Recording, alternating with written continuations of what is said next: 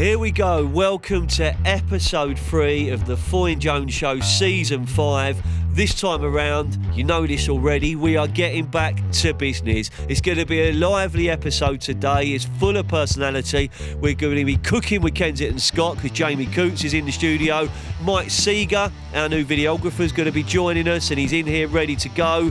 And we've also got our producer Charlie. So we've got a full house at the studio. Let's get back to business.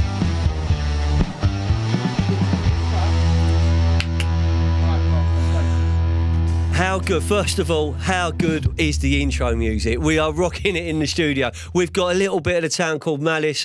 We've got some Peaky Blinders. We've got some football chanting and some football atmosphere in there, all created by our wonderful producer, Charlie. Welcome to episode 3 of the Foy and Jones Show. This is, and I'm going to say this slowly, this is season 5, and in this season, we are going back to business. So, getting back to business today, we have got 2 guests in the studio. It's a full house in the studio. To my right, we have got Jamie from the fantastic Kensington Scott. Welcome to the show, Jamie. Yeah, good to see you, Pierre. Good to be back. And sitting next to Jamie, we have got a brilliant new addition to the Jones Digital team. We got Mike Seager. He's been doing some amazing videography projects for us. We will tell you about some more of them later on in this episode. Mike, welcome to the show. Hello. Not too big a journey for a few of you. The last guest sitting in the studio, Scott from Virtual 360 Tours, he had to make it to the studio from the Cotswolds via Brentwood. So that was an interesting, interesting journey for him. But we made it special. Mike, you come across from Pevensey this morning, okay? I did, yeah, it's lovely. It's fine, no traffic. It's brilliant. Jamie, across from the Garden of England, sir. Yeah, well, call it that. But yeah, all the way from Tunbridge, so not too far. All right, so in this episode 3, we are going to be exploring. We are going back to Cooking with Kensington Scott Revisited. We're going to explore with Jamie the inspiration behind these popular cooking series. We're going to talk about what motivates him as a business owner, what he's doing with his team, how he's engaging with his customers, and he is, and this is going to be a section. He is using the power of video. He's using the power of conversation. He's using his own version of storytelling, part digital, part online, part offline, but he's creating something really special. And we're also going to look at just really our expectations for the KBB industry across 2022 and beyond, because that's what getting back to business is all about. But listeners, and there is a but, of course there's a but, you cannot put Jamie in the studio and me in the studio without some aspect of football being spoke about. So for the football enthusiasts, we've got a little section called I'm Forever Blowing Bubbles. Jamie's going to talk all about West Ham United. I'm going to be talking about Fulham Football Club, whether you like it or not, because it's not a show without it. And that will be episode 3. We ready to go, gents? Yes. I'm all good. I'm going to breathe now. That was big. Okay. Jamie, welcome to the show, mate. I mean, I actually think, is this your third or second one with me? Second full podcast, but we've done other video work. Yeah. Have you seen whether you qualify for a Jones Digital hat-trick ball or not? Oh, well, we'll see how this goes. Yeah, we'll see how this goes, mate, because we had Jones Digital hat-trick balls. Not originally our idea. It was pioneered by Soccer AM, but we take that and we roll with it. And we've got a Jones Digital ball featuring on the Foy and Jones Show banner, which I expertly put up before we started recording, just for Holly and Jack's benefit. I got it up first go, didn't I, gents?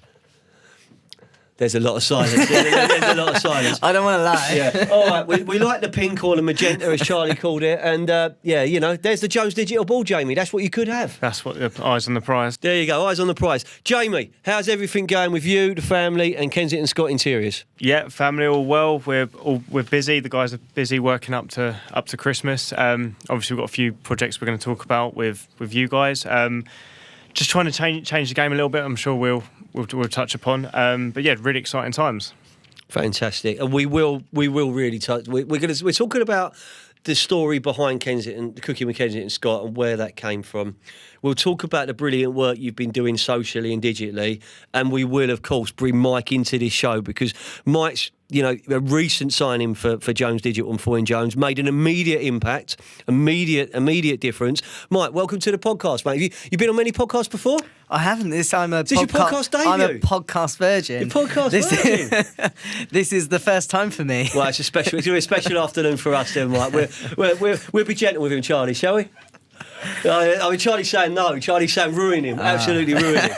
All right, okay. So Jamie, let's talk about Cooking with Kensington Scott and that original moment of inspiration when as a business owner you said it's time to do something different. I'd love to gloss this story up, but I do remember it quite clearly. I was literally just sitting in bed. It was. Gloss it up, Jamie. Gloss it up. No, I was literally. I was thinking how. So when in normal times we always loved showing how appliances, how kitchens can change the family dynamic. In terms of spending more time, we loved the Neff cooking days that we done. We were keen to get clients, old clients, new clients, potential clients in a real kitchen, in front of people, explaining how appliances can make your life better, without sounding too cheesy. But where people are knocking through walls and they're making living spaces now is important. Now, obviously, with lockdown and COVID, we couldn't do that. So I was racking my brains of how I could give that to people, and then the concept came of Cooking with Kensington Scott. I could film somebody, and then it developed from that, local chefs. And then since then, we've worked very closely with Scott Goss and the Beacon, who was right on board with it, using local ingredients. And then from then, with the help of Neff and soon you guys, it's really developed from there, and we can give content, and then it sort of snowballed. And then we've had a few ideas on the side of how we can get this content out there to people, whether they're looking at a kitchen or not. How can we give content to people who are sitting at home? And one of the things I've always noticed with you, Jamie, is that you look at the kitchen industry as if you were a customer first. So you look at it like that. So a kitchen is a place where we entertain. A kitchen is a place where we dance on the table in my house. It's Mrs. Jones is a listener, so she'll know exactly what I'm referring to. But it's a place where we entertain. It's a place where we have fun. It's a place which has become almost the centre of your universe during them lockdown 1, 2 and 3 times. So, it is even more important than it's ever been before. And I noticed that from when we first met and we were recruiting. And, you're looking for someone that can take that experience and portray it to your customer. And you nailed it. You're really good at that, the customer-facing side. Face-to-face, you've nailed it. But now you're taking that across multiple social channels, aren't you? So you've really worked hard at that. How difficult is that to change the traditional approach? So first of all, people who don't know, so my dad set up the business. My dad was a kitchen fitter, and there's not too much he doesn't really know about kitchens. I came in as somebody who knew numbers, knew a bit about business, and just sort of had to work hard at it, I guess. But in terms of getting that out there, as you say, almost as a outsider, I always approach things like that, because the person buying kitchen isn't a kitchen expert. And then from there, the social content side of things, it doesn't matter what industry it's in, everybody now is trying to get to people through YouTube, through Instagram, through Facebook. So for me, it's providing something that's not just temporary when COVID was there, because there's been a lot of workarounds through COVID. We can do this whilst we're locked down. I wanted to do something that lasted after lockdown, when COVID's gone, if the day ever comes. But Cooking with Kensington Scott is one of those things where it can still give you content. It could be your 10-year-old looking at it who wants to cook. It could be someone who's not buying a kitchen. How can we give something that's going to be there to last? And I think people demand more because of social media, that they want more from their experiences now, and just purchasing a kitchen isn't enough. They want to see who you are before that they even step foot in your showroom. And even afterwards, what can I give my customer 5 years after their kitchen? They've got the recipes they can do, and we've got a few things, as I say, we'll touch up on, but how can we give more as a company is always sort of top of my mindset, I guess. And that comes through, and that comes through amazingly. So I think you look at it. So I look at it as a business that supports the KVB industry, and we support that through our recruitment. We support that through our storytelling. We support that through our virtual 360 tours. We support that through our employability support, the training we give people to break into the industry. And if you listen to the passion in episode 1 with Messieurs Stephen Johnson and Damien Walters, we are going to be, this show and myself is going to be a big voice of the apprenticeships and the fantastic initiative to try and create 750 new apprenticeship positions in the KBB industry. There's no plan B if we don't bring in stuff. I mean, you can have the best social, Jamie, you can have the best products, you can have the best designs, but if no one's installing, as your dad will tell you, or they're not being installed correctly, you've got a problem, haven't you? Yeah, for sure. I mean, you've obviously your foundation has got to be a good product. I think that's the same with any business. You've got to know who you are, what you do, and who your client base is, and that is the first and foremost thing. And we believe we have a very good product.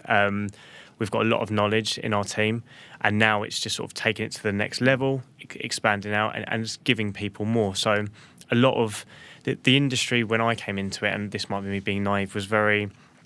I don't want to use the term dinosaur, but it was very industrial. You can use whatever term you want. I feel it was very. We've only got hundreds of thousands of listeners, so it doesn't matter. I'm follow. Yeah. It was very industrial, and it was very much like that. The sheds, and you go to other companies in the KBB sector, and you go there and you get a kitchen, and your builder may go there, or you may go there, and then it's job done. Whereas I don't want to say disrupt the industry, but I like the idea of just having a different spin on it. How can I appeal to somebody who's in their 20s, who in 5 years' time might be purchasing? How do we go against the grain a little bit? If you've got two professional couples going up to London, they don't have time to research. How can I give them content? How can I give the older couple content? How can I give their kids some content?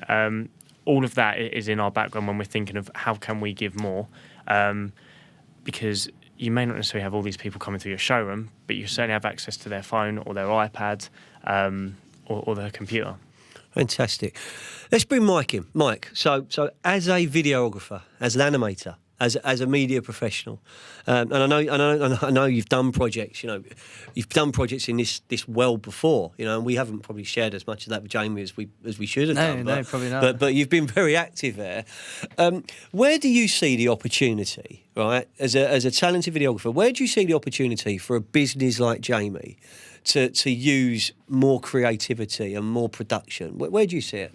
Well, Jamie's probably a difficult one because he's probably above everyone else, like in terms of thinking forward and how he can use it. But kitchen showrooms, you can have access to like millions of eyes, daily if you do it right.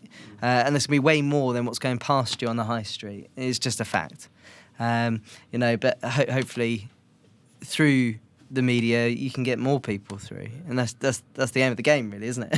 Yeah. I think where I've enjoyed working with Mike and the projects we've got is that he's looking at it from a completely different perspective to what I would look at it. He's looking at it from a quality.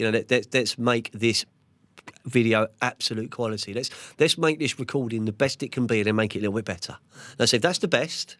Because I was sending you some, and he was saying, yeah, it's okay, but we can do better than that. And I was sending another one, but I said, yeah, it's all right, but no, we can do this, we can try this, we can dare to be different. And I think that's gonna really come through with the work we're doing together. So good to have Mike here to give a professional angle. But back with yourself, Joe. I mean, something I wanted, and it fascinates me because traditionally, the kitchen showroom, the bathroom showroom is a high street led business, and people will have their own opinions on what retail's going to look like in X amount of years. I'm personally not a fan of the multi shopping centres. I'm not. I know you play football at one of them, but no, it's not the bowling, mate, is it? It's not the bowling. But I'm not a fan of the no disrespect to them, and they're welcome to come on the show and talk to me. But I'm not a fan of the Westfield experience because I'm Central London from Fulham. For me, it's a shop down the King's Road, down Bond Street, whatever. But when you look at what they've achieved by you build it and people will come, We are creatures of habit. We go there, and I know that because I go myself, and that experience has changed. The experience when you get there now, it's more fresh air. There's more eateries. There's more bars. There's stuff there. I imagine, where with your location, you have to work hard to engage with customers to bring them to your showroom for when the magic can happen. Does that play a part in your content, in your creativity, when you're thinking that? It certainly does to an extent. I think it was the foundations of our business through Dad. People knew of Dad before he had a showroom. So we always worked heavily on recommendation. So that obviously played a massive part. But in terms of bringing the business to the next level, I mean, when I came on board, it was Dad and 2 part-time ladies in the office. We're now sort of 10 to 12 strong. So it's grown. So in terms of that, it's no sort of secret. You have to have more people through the door. So certainly it's that side of it.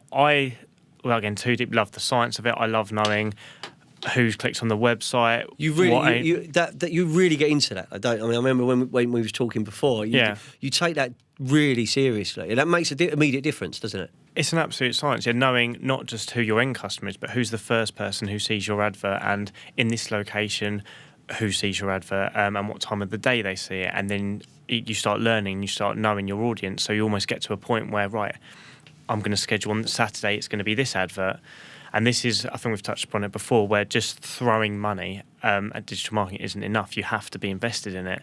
But if you do, you know your audience so well. You know how much it costs you to get a client. You know your conversion rate of sales. You can basically say, if I spend this much, I can get this many clients. You can be so accurate with it.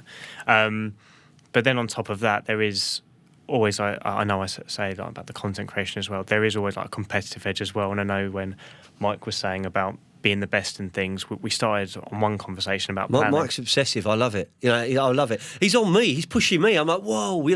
I'm normally pushing everyone else. He's taking it to me. I love it. Well, all these videos, and I know, like for the support of Neff, they want people to do this, and it's in every kitchen showroom's prerogative to do it. But I still want to be the best at it, and if everyone does that, then everyone gets better, right?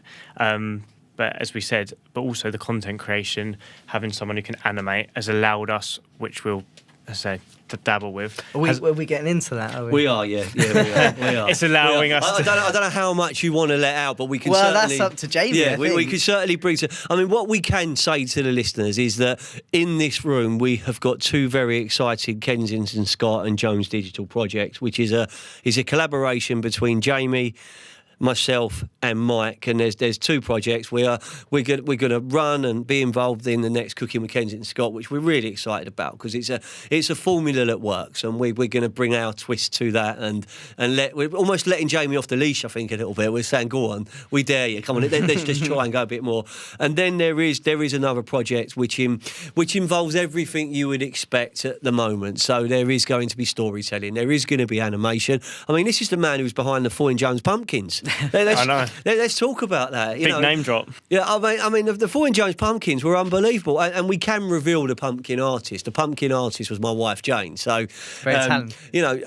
This man, and this is absolutely true. He was with me in Foy Jones Towers on Tuesday, and he said, "Well, you going to do anything with Halloween?" I went, "No, I'm not." And I said, "No. We've got too much else to do." The next afternoon, I'm ringing it. I was sending you the photos of the. I said, like, my wife's brought this. She's designed me. She's designed the pumpkin photos. Designed a pumpkin me and a pumpkin Holly. And I said, can you just do a little video montage? I use really old-fashioned words, Jamie, but And he said, yeah, I can, but we could do something much better here. And then the conversation goes, and he's got that ability to get me excited. So I'm like, right, okay. So yes, we're going to do our voiceovers, and then so then we're getting sent. Or Jack's got to re-record that, and you've got to do this. You've got to do this. So you're getting all this done, and he's turned it from a crazy idea on a Wednesday to a released feature cartoon creature comfort style production. Went out Friday afternoon. I think this is what you need though when you're in this mindset, because I think once you get out of the habit of this is the industry, this is the thing that's everything done, once you realise you can do what you want, your mindset changes. It's sort of with the Cooking with Kensington Scott. At first I just had a phone and I was like, well, actually we could do 3 different angles, and then the last one had a drone shot, and now obviously you can actually see that. I've been looking back through them and you can see the progression, and I think that's what will hook an audience as well. Yeah, it's and for me it's exciting for me, but also you're giving content. I'm looking at the top people doing your Gordon Ramsays and things. I'm thinking, oh, he's done that, and there's no reason why you can't if you just. There's not many things that are impossible when you just. I mean, and that draws me back to the Foy and Jones show. So this was an idea that I had in 2018. And it was around September, October 2018. I thought, I've got to do something different. I've got a good reach. I've got a good following. I'm doing my talking head videos. I'm doing this. I'm doing that. But, the world starts catching up with you. So you think, what can I do? What do I talk about? I talk about football a lot. I talk about my sectors. I'm quite passionate. I can crack bad jokes and I can edit them out if people don't laugh. So you're looking at all the angles on it. And that turned into Series 1 and then Series 2. And then, I guess, in terms of building a following, the global pandemic sadly helped, because you had a real captive audience then, and lots of people who might not have had the time to be a guest were like, yes, I'll be a guest. Yes, I'll be a guest. We recorded remotely almost every episode in Series 3. I think we did, actually. All 31 of them, I think, were remote. And that's great, because you're getting good people and you're putting it together, but it's not the same as like today. You don't get the feeling that we used to get, like when we come to your showroom and we go to, when we go out and do them around. It's so much better. But we're now on season 5, so we have dared to be different, and with this episode now, I think, Mike, and this is a great thing for you to try and bring to life, and there's no right or wrong answer, but the power of video. Where do you see video could be at its most powerful for my listeners? And my listeners could come from anywhere. They could come from a builder's merchant, which is a world you know. It is a world I know. That helped, the fact that he understood our sector. But so he comes from a world you know. They can be business owners like Jamie, entrepreneurs have got their showrooms. Could be a larger group, could be a smaller group. But where's the power of video sit? Do you think it sits? Well, I think it's probably largely unused by most people in their businesses. Not everyone's doing talking head videos. Hardly anyone's doing getting their logo and their brand, their visual identity out there, especially in a cohesive way, which is really important. And so I would start with a good promotional video that's about 2 minutes long that gets your business across. You can get a really good feel and vibe for a business, and often that's the thing. No matter what sector you're in, that's the video that you're promoting online, because it's getting flow to your business. So if you haven't got a 2-minute video, or under, get one. I think that's really important, of where people, whatever business it is, they want to know who they're buying from, what they stand for. This way you see more and more businesses saying, we do this for charity, or we're doing this sustainability. They want to know what you stand for. It's no longer enough just having this good product, which we've just said. You guys, we come to use you for recruitment.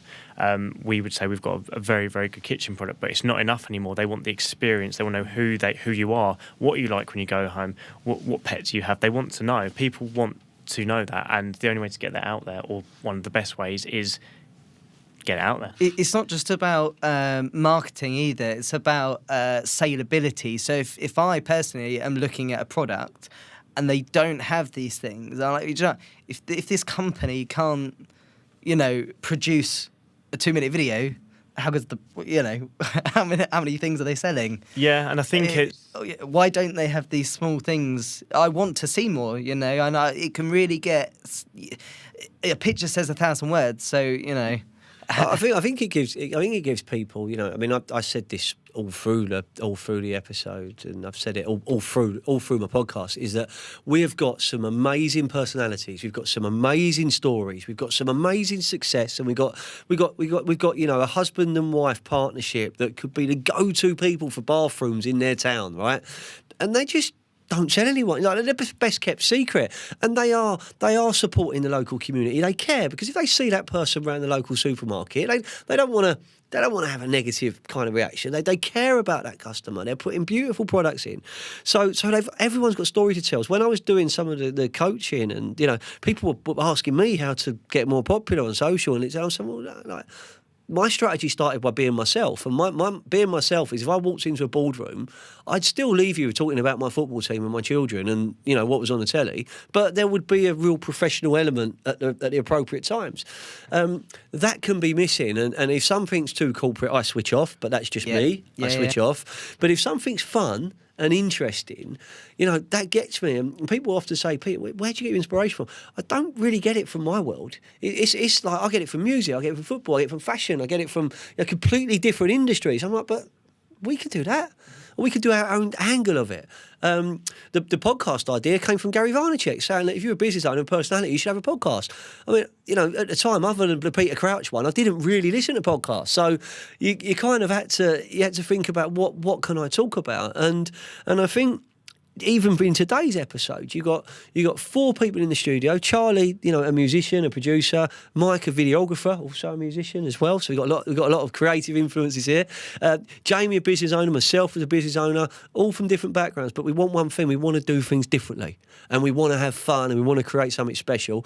Let's take. Before we break, let's take five or so minutes now, just talking about what you've got planned, Jamie. It's up to you how much you share, all right? But we're not just talking about the next projects. We're talking about 2022 and beyond, because that's where we're going to be back to business. So, what have you got planned for your customers, your audience, and your viewers? So, I guess the last sort of 18 months has been a lot of, I don't want to say experiments because we have gone at it, but the Cooking with Kensington Scott, that could have fell flat, right? I had no idea. I asked a few local people with a few Instagram followers who were just trying to cook at home, and it sort of rolled. So that will be the first thing. That will be a lot more structured. We're going to go seasonal, so there's going to be a minimum of 4 episodes, maybe more, but you're going to see recipes and things that you can all try at home. I want a lot of engagement, so it will be inspirational things, but certainly achievable. Scott's going to have some fun making those, so we're going to hopefully have one of those out for Christmas, then sort of earlier in the year. So my idea of that is you can try them at home. Again, this is just engaging rather than just cooking something that you go, oh, wow, that's nice. I wish I could cook that. This is going to be things I want people to have a go at. So something else I had the idea of a year ago, but just wasn't possible with lockdown restrictions is a Christmas project, which again, I thought I was gutted. I thought I'd have to drop, but then the introduction of Mike and some animation skills without dropping too much more means that I'm not going to say we're comfortably going to be able to fit that in, but we're working. Mike's twitching with excitement now. You got something special planned, Mike, haven't you? Yeah. So this morning I've been modelling, I've been sculpting. We're making icicles where they're, like a nice floaty scene where the camera follows the one specific snowflake. I reckon he's got a swing in his studio and he swings for inspiration. Do you know what I mean? I just hang upside down and get like this one. I mean, anything hangs upside down just to get inspiration. But fun enough, I know we speak about this, but I don't have any creative skills. I just have ideas, and then with the help of you and other people. It's not true. The storyboard he sent me was actually very good. And stickmen. Yeah, stickmen. But it's amazing how the most simple concepts and simple ideas can work. Because I'm very similar to you, Jamie. I know where I want to get. I want this, and I want to do that, and then it's like, how do you put it together? And if you have the right team around you, I surround myself with people who are much more intelligent than me, much more creative than me. They can do all the things I can't do, and they tend to just wheel me out when they need me to certain areas, and I'm really good at that, because why do I want to graft on things I don't enjoy and I can't do that well if someone can do it A-star, treble A-star level, and it is that, and I think it's having a balance, but I'm excited about what you're planning, and it's next week we're recording the cooking, isn't it? We've got next week we're doing the cooking, and then obviously there'll be other projects crammed in. So the beginning of December is going to be exciting. But I am coming, Yeah, I am coming to the recording. Good. Sorry, Mike. I promise I won't touch anything. As you can see, it's actually a closed set. I'm a good set designer, as you can see, mate. No, it's quite funny. We've got deliveries coming in. We're using the showroom as storage and things. Lock the door, Charlie. So until they say I'm coming, we'll just keep them in it. Do you know? But so the showroom space at a premium, but everyone's like, can I be in for it? So there's a buzz when we're filming now. But just quickly going into next year, there's going to be a lot of video content creation, silly things like how to clean your hob, small things like that, just how it's going to help people, as I said, before they've got a kitchen. Even if you haven't bought one of my kitchens or our kitchens, how can we help you? So it's not just for the person purchasing this, the YouTube channel, our socials are going to be for just people, and there's no real restriction on that. That's really what I'm going for, and getting creative. I mean, and that is what Cooking in Kensington Scott is all about. And for me, digital storytelling is using all the technology we have right now in the modern world and having fun. Anything is possible. Yeah. We can do anything. It's so exciting that we can offer. In the episode we recorded on Monday, Stephen Johnson, the MD of Kuka, was saying that they've just set themselves up on TikTok, and it is a 16-year-old apprentice that is managing the TikTok account. Boom. Do you know what I mean? Yeah, I said to our marketing guys about a year ago, I said, what about TikTok? And they said, it's full of little girls. And I said, I'm telling you.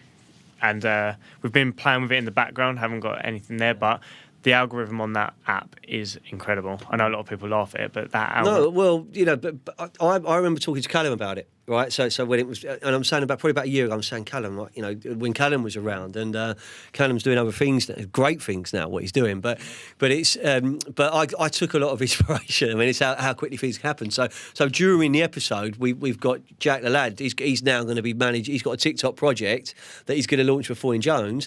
But he's not reporting to me. He's reporting to Stephen Johnson and Damien Waters to let them know how it goes. So you can move that quicker. When you've got that energy of youth, it makes a real difference. But the things I take out of that first section of the podcast, Jamie, is that you're creating content that actually crosses boundaries. You're bringing in talented people like Mike and others to work with you, and you are going to appeal to the young family, the old family, the commuting family, the stockbroker belt, the local business community, the local residential community. So by crossing boundaries and making a difference, you're going to be successful. So great half of the show. Thank you so much.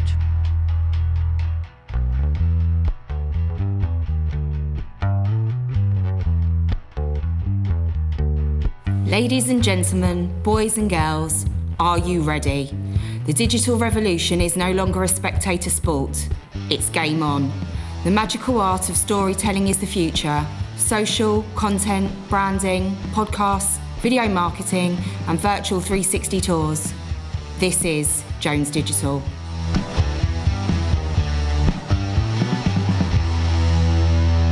Okay, so let's wrap this podcast out. We covered Cooking with Kensington and Scott. We spoke about how the KBB industry needs to wake up to the power of digital storytelling and anything it can achieve by video. And I think the takeout part there was when Mike said, if you haven't got a video telling people what you do, get one. And if they do want one, let's talk to Jones Digital, and we're helping with one, Mike. We can. We do. And Jamie and his business at Kensington Scott is an example of doing things the right way. So, as I said at the very beginning of the show, we can't have Jamie in the studio without talking football. He supports a claret and blue football team from the East End of London. They used to play at the Bowling Ground. They play at the London Stadium more. I'm forever blowing bubbles. You must be a rather happy West Ham fan at the moment, Jamie. We are massive. Over the moon. Moisey's definitely got us playing in this dreamland. Yeah. Dreamland. I mean, did you ever think David Moyes' Claret and Blue Army would be sung with such passion when he came back or when he was there first time around? I liked him the first time around, but I certainly thought he'd be more consistent and it would be sort of 7th, 8th, like mid-table. But the vibe around the club, you can tell, is good. He's got a team there, and we're playing above what anyone could ever expect. And I say beating United, City, and then Liverpool, we certainly can't be moaning. Would you say with Declan Rice, you've got a future England captain, you've got a real world class talent, because he looks like a Rolls Royce at times. I don't know how we keep. We only keep him if we get Champions League. I think. I know some people may not watch him every. He is unbelievable. The level that I think watching him in the Euros, and the bigger the game got, the bigger his performance got. That was something which I noticed, and it was a good tag team with Phillips, but there is something about him, and maybe it was as a youngster where he was let go, and he was let go, and he had to rebuild his career and get that break. There's something there, and again, I'm not a West Ham follower, but I look at Antonio as like how I would. I mean, if I was playing centre half and that was running at me, what do you do? What genuinely do you do if he's on fire? But you look at the rest of the team. There's no standout superstars there, is there? No, I mean, first of all, I think Declan Rice, he's 22. I can't remember what I was doing at 22, looking like 3 Jaeger bombs for a tenner sort of thing, but he's sort of living his best life. I think what Moyes has brought in is all of those are tracking sort of 12, 13, 14 kilometres a game. They are work horses, and we've got sort of 22 of them. So when we're swapping players in and out, we can do it. But the Thursday, Sunday with Europe, we're doing it. Whether we'll do that after Christmas, we'll see. I know Bonner's just out injured, but we'll see. But no, it's a dreamland, and being at the stadium's unbelievable. The pyrotechnics now, and this is going back to people demanding more. You used to go to the football, if your team tried hard, you'd be happy. Now there's pyrotechnics, there's light shows before the games, at night games. It's unbelievable. And I guess, with all the heartbreak of leaving the bowling, because it's one of the best, for me as a Fulham fan, going there away, it was one of the best football experiences. It's a real football experience for me, not the nicest experience sometimes, but it was something which football was about. Football has moved on, football's changed. Fair play to West Ham United. And if we talk about how seasons are going, can we just talk about Fulham's last 6 results, Jamie? Yeah, go on. Do you want me to talk you through them? Just for the benefit. Heard much about just it. for the benefits of the uneducated. We beat a team from Shepherd's Bush called Queen's Park Rangers 4-1. We then beat a team called Cardiff 2-0. We then beat Nottingham Forest 4-0 away. We beat Blackburn 7-0, which wasn't a bad result, was it? Excuse me. And then we beat West Brom 3-0 and Peterborough 1-0. So I think we scored 22 or 21 goals and conceded 1, and we've narrowed the gap on our ex-gaffer's team, Scotty Parker. Interestingly, we haven't played each other yet. So, if we win against them, we're actually 1 point clear. So, I don't know. I think our squad should get us up. Alexander Mitrovic, he is on fire. I think he's got 21 goals now. He's definitely on 20. So different animal this year. He's a monster in the Division 2, as I still call it. He's a monster in the Championship. For me, I think we'll go up, and if something really strange happens, I think we're going to be there or thereabouts. And we're a good Championship team. We lost in the playoffs to Reading, semi-finals. We won the playoffs next year against Villa. Worst Premier League season of all time. We got relegated. We won in the playoffs again against media-friendly, everyone's favourite team, Brentford. We turned them over 2-0 in the final. Only disappointment about that, the fans weren't there. So it was a bittersweet victory. But again, we got relegated. Scott Parker, who I love as an individual, as I loved as a player, he was given 11 games to save our season. He won one of them. We went down. New owners, new management team. Marco Silva with Fulham cult hero Luis Barmorte. We're playing direct attacking football, we're scoring goals. I'm loving life, mate. So what you have, Charlie and Mike, is 2 very happy football fans at the end of the I'm forever blowing bubble section. Good luck this season, Jamie. Yep, you hope you go up. Fair play, mate. Okay, so that brings us, sadly, to the end of episode 3.